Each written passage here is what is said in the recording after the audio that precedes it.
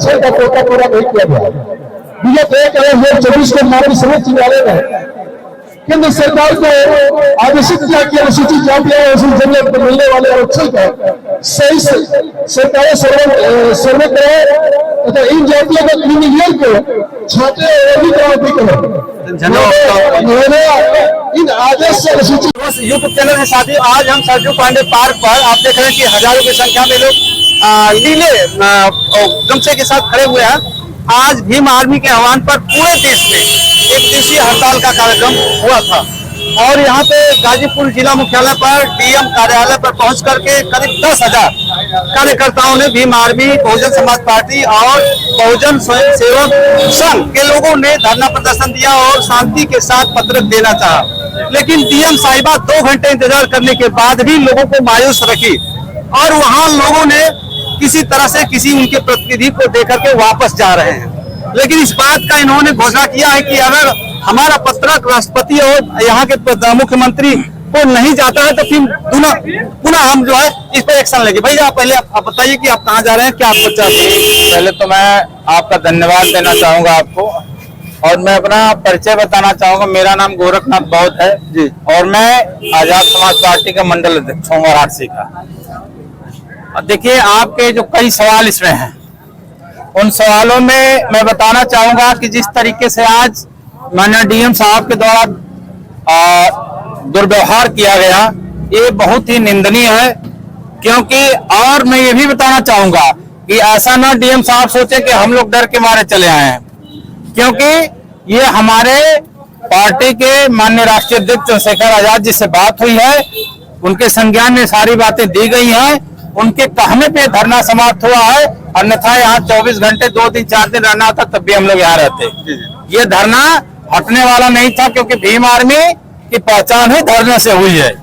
आप सभी लोग जानते होंगे, आप लोग लगातार कवरेज करते हैं, भीम आर्मी की पहचान धरने से ही हुई है। तो मैं आपके चैनल के माध्यम से बताना चाहूंगा कि माननीय डीएम साहब केवल सरकार के इशारों पे चल रही। जिस तरीके से सरकार लगातार SC ST OBC माइनॉरिटी विरोधी गतिविधियों में संलिप्त है, ऐसे ऐसे विधेयक पारित कर रही है, ऐसे ऐसे नियम ला रही है जिसमें इन लोगों का नुकसान हो, यह लोग देश छोड़ के भाग जाए। लेकिन इतिहास गवाह है कि ये SC ST और माइनॉरिटी के लोग लगातार संघर्ष करते आ रहे हैं। कई सौ वर्षों का इतिहास है, आप इतिहास पढ़ेंगे तो संघर्ष से कभी भागने वाले नहीं है। और डीएम साहब को भी मैं इस चैनल के माध्यम से, आप सभी लोगों के चैनल के माध्यम से बताना चाहूंगा कि ये ना समझें कि हम लोग धरना खत्म कर दिए हैं तो हम लोग डर गए हैं। क्या कोर्ट, प्रशासन और शासन की मंशा एक ही है? बिल्कुल।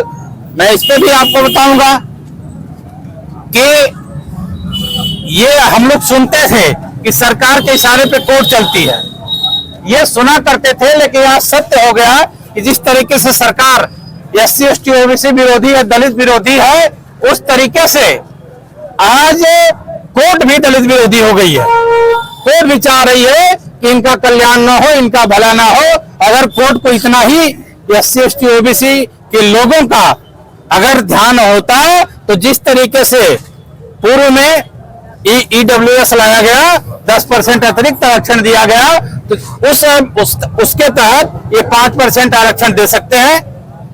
जो लोग SC में पिछड़े लोग हैं, उस तरीके से ये OBC में 10% आरक्षण दे सकते हैं। उनको अतिरिक्त आरक्षण में जिस तरीके से आपने EWS लाया, तो क्यों नहीं आप दे रहे हैं? बताइए कि SC ST OBC में कैटेगरी करने का क्या उद्देश्य है? कैटेगरी करने का केवल एक ही उद्देश्य है, वोट की राजनीति।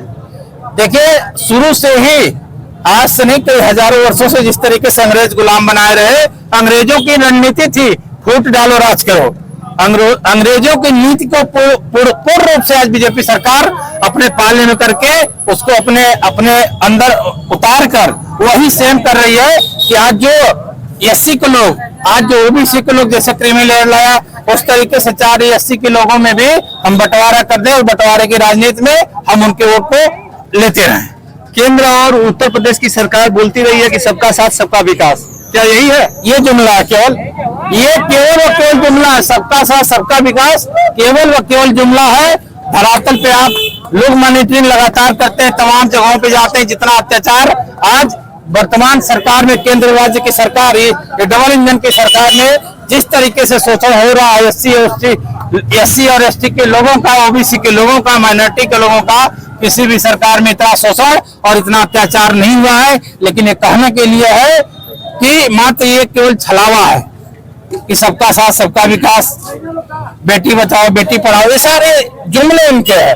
आप अगर सर्वे करेंगे तो उसमें 1% भी ये लोग तथाकथित सही साबित नहीं होंगे। आपका पत्रक ले लिया गया है? जी बिल्कुल, हम लोगों ने एडीएम साहब को पत्रक दिया है माननीय राष्ट्रीय अध्यक्ष चंद्रशेखर आजाद जी के निवेदन पे, क्योंकि बात किया गया, उन्होंने बताया कि आप लोग एडीएम साहब को ही दे दो। ठीक है, ये चीजें हमारे निगाह में रहेंगे।